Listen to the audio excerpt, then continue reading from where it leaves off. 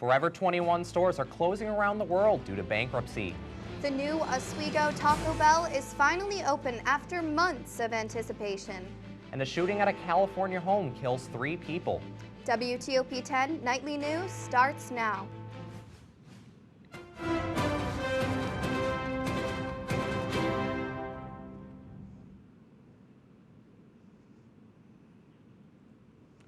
Good evening and welcome to WTOP 10 Nightly News. I'm Matt Green. And I'm Brianna Lynn.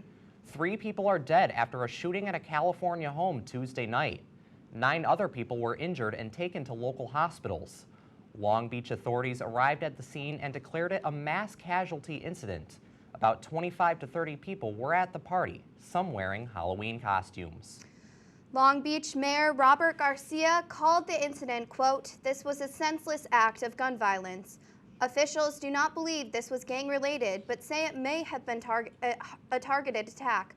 Police are unsure how many people are involved and is asking for the public's help in locating multiple suspects who fled the scene. The Common Council is pursuing pay raises for all the city's elected officials, including Syracuse Mayor Ben Walsh, the auditor, and themselves. In an interview Tuesday, Walsh said he's made it clear to the council that raises aren't on his team's to-do list, but he may use the issue to discuss the council's procedures and its legislature role. The pay raise wouldn't take effect until the beginning of the next term on January 1st, 2021. Fashion retailer Forever 21 plans to close 200 of its locations and markets and shopping towns around the world. The company released a list of its least profitable stores that could close, including the location in Destiny, USA. The move comes after the fashion retailer filed for Chapter 11 bankruptcy in September, and the closures are a part of an effort to restructure the company and save it from bankruptcy. Syracuse will soon be home to the first Microsoft Smart Cities Tech Hub in New York. The Tech Hub will partner with Syracuse University to train people on how to start up tech businesses and learn new skills that tech jobs are looking for. Syracuse Mayor Ben Walsh called this a victory, saying, "We really see it as a validation that we are on the right track and we welcome these investments and think that we really are just scratching the surface." Microsoft has not shared where they plan to build their new location in Syracuse yet. The new Taco Bell in Oswego has finally opened this morning, and many people gathered to celebrate its grand opening. Our Jonathan Clegg went to see what the new Taco Bell has to offer the town. Well, folks, the time has finally come. Oswego's own Taco Bell is finally open, and with some special promotions to boot. This morning, locals attended the grand opening and ribbon cutting for the fast food chain's new location. The new addition to Oswego's dining options has taken about 6 months to construct, and after numerous delays caused by weather conditions and a gas pipe running through the property, has finally opened on October 30th. So I think everybody here in Oswego knows that this has been a long time coming. We've been working diligently to find a location, and due to situations out of our control, we had a couple locations fall through. Then we were able to get this fantastic location on George Street. We're excited. We're finally open. Everybody's been super patient, and we think that today is just going to be a phenomenal opening day. I got the chance to speak with some of the people attending this morning's festivities, including our own Mayor Billy Barlow. Well, it's great to finally have Taco Bell in Oswego. We had it many years ago. It left Oswego. Now it's back, and it's finally here, and we're so excited. There's a huge demand here in the city between the SUNY community and just people who overall love Taco Bell and are tired of driving to Fulton or North Syracuse to get it. So I think they'll do really well, and we're happy to have them. I even got the chance to ask them some of their favorite orders. Chicken quesadilla with a Mountain Dew. I like the box of tacos, the cinnamon twists, and then the Baja Blast, which I think you can only get at Taco Bell. This has been Jonathan Clegg, WTOP 10 reporting. And remember, Oswego, live Moss. The new Taco Bell is located at 147 George Street, and there is still plenty of time to get your food tonight. The Taco Bell is open Sunday through Thursday from 7 a.m. to 2 a.m. and Friday and Saturday 7 a.m. to 3 a.m. New York lawmakers are considering putting a ban on tackle football for kids. The proposal follows a new study conducted by the University of Boston School of Medicine. They found children who play tackle football may develop cognitive, behavioral, and emotional problems. The longer young athletes play, the more likely they are to develop the brain disease called chronic traumatic encephalopathy. Lawmakers in Albany will consider the ban when they return to work in January. LaGuardia Airport announced the opening of its newest addition on Tuesday. The 7-gate concourse cost the airport $3.9 billion. The new terminal offers views of Flushing Bay and Citi Field and provides a wide variety of new restaurants. It is located on the eastern edge of the airport and is the second new concourse to open since the LaGuardia construction project began 3 years ago. Former Secretary of State Rex Tillerson arrived to court this morning for his expected testimony against the ExxonMobil company. Tillerson was the CEO for ExxonMobil for 11 years and retired in 2017. The New York State Attorney General is accusing ExxonMobil of being dishonest with its investors and running an email account under a fake name. Exxon has declined any allegations about not giving the public and shareholders accurate financial information. Coming up later tonight, a petition in Tennessee has been created in order to shut down a torture house. And wildfires in California continue as they triple in size and threaten thousands of people. Now let's take a quick look at the weather with Storm Team 10 meteorologist Jessica Metzner. Thanks, guys. Right now we are seeing some showers off to our west, and they are creeping up towards Oswego, but they should be arriving later tonight. I will be talking about exactly where they are coming later on. Temperature-wise, we are somewhere in between the mid-50s and even in the 60s going out across all of New York. It's much warmer than expected, but it's pleasant. And just a little tease for tonight. Showers likely 55 degrees and winds from the south-southeast at 5 to 10, 15 miles per hour. Coming up next, we have our full weather report with me.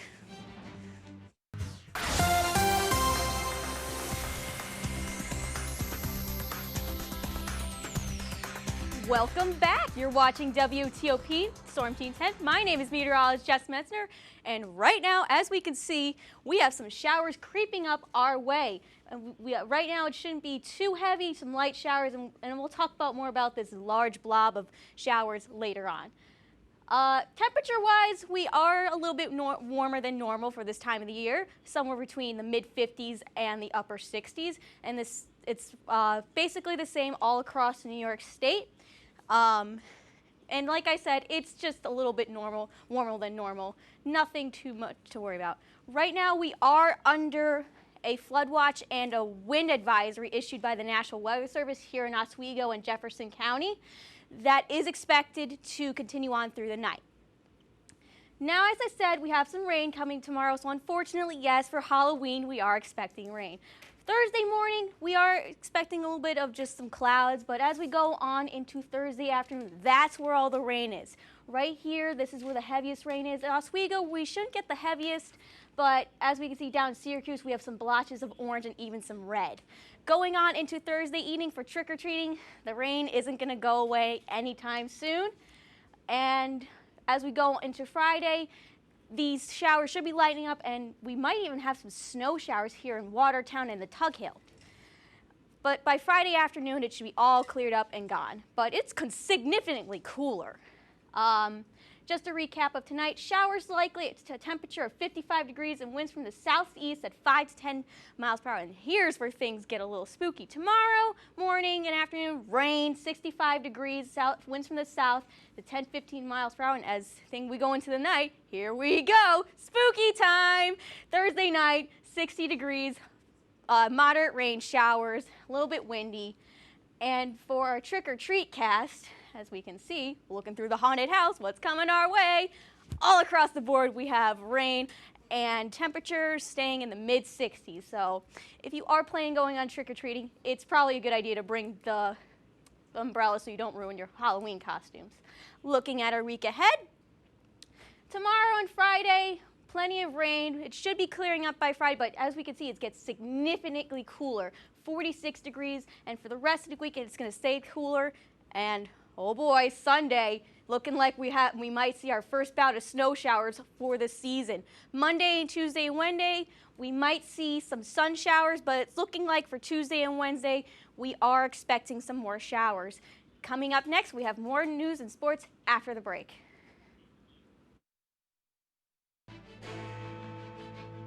Welcome back to WT.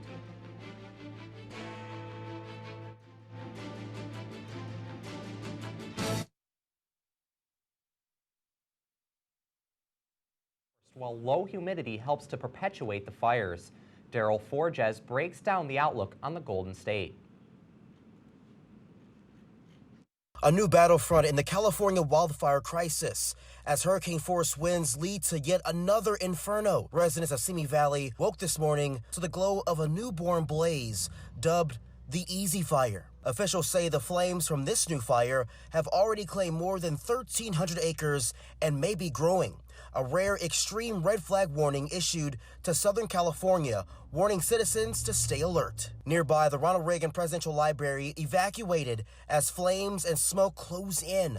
The library holds the graves to President Reagan and former First Lady Nancy Reagan, and the fire also threatening 6,500 homes and other structures. As low relative humidity continues and winds feed the fires, thousands of residents try to escape, and people aren't the only ones in need of evacuation. Officials and volunteers working to rescue animals from the raging flames. I'm trying to contact these people. I have no idea who they are, so if these are your horses, please let me know. And in other parts of the state, firefighters continue to work round the clock to contain at least 10 other fires, such as the Getty and Kincaid blazes. The strong Santa Ana winds posing additional dangers as a threat of even more destruction looms. In Simi Valley, California, I'm Daryl Forges. The fire tripled in size within 2 hours and led local officials to order evacuations in part of the community. The library was the second important institution in Southern California to find itself being threatened by the fire this week. The House of Representatives called 2 State Department employees to testify today regarding the impeachment inquiry. President Trump's former National Security Advisor, John Bolton, is scheduled to appear before the impeachment committee Thursday, but will not appear without a subpoena. Other witnesses testified that Bolton was furious over efforts by Rudy Giuliani to pressure Ukraine. Ukraine advisor Catherine Croft is also appearing before the committee regarding the push to oust former U.S. ambassador to Ukraine, Mayor Yovanovitch. Senate Majority Leader Mitch McConnell responded to the recent testimonies, arguing that President Trump is being denied basic due process rights. House Democrats' inquiry thus far has been conducted behind closed doors. They've denied their Republican counterparts privileges which Democrats received during the Clinton impeachment when they were in the minority. And unlike during the inquiries around both President Clinton and President Nixon, they've denied President Trump basic due process rights and are cutting his counsel out of the process in an unprecedented way.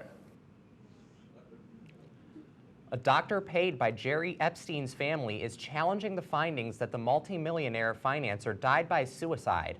The former New York City Examiner Michael Baden recently claimed on Fox and Friends Wednesday that the findings in Epstein's autopsy were more consistent with strangulation by homicide. The 66-year-old was found dead in his cell where he is awaiting trial, and he has pleaded not guilty. U.S. Attorney General William Barr said that there was serious irregularities at the facility where Epstein was held. More than 18,000 people have signed a petition on change.org to close Torture House McCamey Manor in Tennessee. Residents in the rural area have wanted the manor shut down since it opened, saying they have heard the screams of horror. The haunted house can last up to 10 hours and requires participants to sign a 40-page waiver before entering. The owner, Russ McCamey, says he finds the change.org petition humorous and that he isn't doing anything illegal. He adds that there are more than 27,000 people on a waiting list to get inside the manor, and no one has ever completed it. This Halloween, Americans are expected to spend $2.6 billion on candy. And not surprisingly, that generates a lot of plastic waste. And it's not just candy. Mary Maloney has some tips to make your Halloween more eco-friendly. The scale of waste this Halloween is scary, and plastic is the biggest villain. Most of it comes from candy, costumes, and decorations.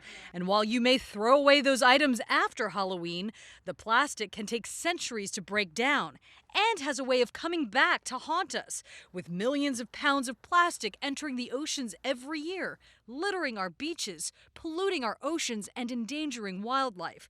With that in mind, here's how you can decrease your carbon footprint and be kinder to the planet. Number 1, When it comes to candy, consider buying items wrapped and packed in recyclable materials like paper or foil, which is recyclable in some areas. Another option, make your own treats or hand out cash instead. Get creative with costumes. Ditch the poor quality and cheaply made ones that you'll likely only use once. Instead, look at your wardrobe and see what you can create with what you already have. Then visit a thrift store for any extra items, or look into renting a costume. And get crafty with decorations. Invest in decor that you can use for several years to come, or make your own out of recyclable materials. There's lots of inspiration on social media sites. With a little effort, you could have a spooky but sustainable Halloween. For Consumer Watch, I'm Mary Maloney. Instead of giving plastic buckets or bags to your trick-or-treaters, give them pillowcases to collect candy. They're washable, and a king-size one can hold a lot of candy. Teenage climate change activist Greta Sundberg was awarded the 2019 Nordic Council Environment Prize, but she will not be accepting it. In a lengthy Instagram post, Sundberg explained why she is declining the award. She says, quote, "But the climate movement does not need any more awards. What we need is for our politicians and the people in power to start to listen to the current best available science." The award came with $51,000 in prize money. Sundberg is touring North America and has been nominated for the Nobel Peace Prize. New research has been found with the threat of rising sea levels. Thousands of millions of people are at risk of losing their homes and valuables as different cities are sinking under the rising water levels. Findings were published on Tuesday, putting nearly 3 times as many people in coastal areas at risk from flooding than they previously thought before. Many countries could see their land falling permanently below the high tide line by 2100. Coming up in sports, Zach Mash. Zach, can you give us a quick preview? We have a lot to get to in tonight's sports update, including Oswego soccer and hockey, as well as the NFL trade deadline and a Syracuse legend honored on Monday, coming up after the break. Welcome back to WTOP 10. I'm Zach Mash, and this is your sports update. The Oswego State men's soccer team wrapped up their regular season on Saturday, losing to Buffalo by a score of 2-0. The loss dropped the Lakers to a final record of 9-7-1, good enough for the 5th seed in the SUNYAC tournament starting next Saturday.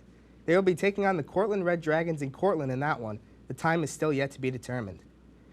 On the ice, the Oswego State men's hockey team opens up their season on Friday night against Cortland. The Lakers have gotten the better of this matchup for most of its history, including wins in each of their last 7 meetings, including a 7-0 victory in their last matchup in January. This is also the last game before whiteout against Plattsburgh, so make sure to start planning ahead to get your tickets. The NFL trade deadline came and went on Tuesday afternoon with lots of talk but only a few moves made.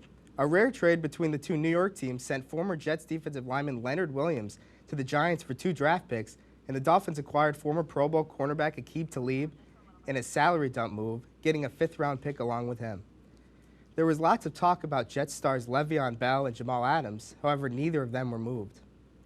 From the gridiron to the hardwood, former Central New York high school basketball star Breanna Stewart was inducted into the Syracuse Hall of Fame on Monday. Stewart won WNBA MVP in 2018 and won NCAA championships, as well as the NCAA Tournament Outstanding Player Award in all 4 of her years with the Connecticut Huskies. Stewart went down with a torn Achilles this summer and will miss the 2019 season, but she said she is looking forward to competing in the 2020 Olympics in Tokyo. Game 6 of the World Series last night, Anthony Rendon got the scoring started with a dribbler to right field, scoring Trey Turner. Alex Bregman would have an emphatic answer, though, as he drills one into the left field seats, taking his bat all the way with him to first base. Adam Eaton, though, would respond with a solo home run off Justin Verlander in the 5th inning. This one would tie the game back up at 2. Later that same inning, Juan Soto with an absolutely mammoth blast into the second deck in right field. He would take his bat all the way to first base, too. And this is the most controversial play of the game as Trey Turner gets called out here on an interference play. That doesn't look like interference to me, folks. But Rendon would avenge this quickly. A towering home run to left field. This one would extend the Nationals' lead to 5-2. Sean Doolittle would come in to close it out for the Nationals, getting Robinson Chirinos to pop up to second baseman is Drupal Cabrera. This one is going to Game 7 tonight. What a series it's been so far. gotta say, it's been a really interesting series to watch so far. Unfortunately, my Yankees aren't in it, but what are you gonna do? So today is National Candy Corn Day. Fitting, it's right before Halloween, right? I'm so excited for Halloween, but I can tell you I am not the biggest fan of candy corn. Yeah, I'm indifferent on candy corn. I'll eat it, but I'm not craving it, you know what I mean? What about you guys? Never been a big fan of it. I just can't. It's not my favorite. It tastes like gum, kind of, but like a weird flavor. All I know is it just looks cool when you stack it all up because it actually looks like corn. Yeah. What are you guys being for Halloween? I'm gonna be a mime, I guess. I don't know. I have this mask and a striped black and white shirt. It looks cool. That's cool. I'm gonna be Matt. I don't know. I've never really been into the whole dressing up thing. It's just not been a thing. So I'm Matt every year. I think the last time maybe I was an NFL ref. I don't know.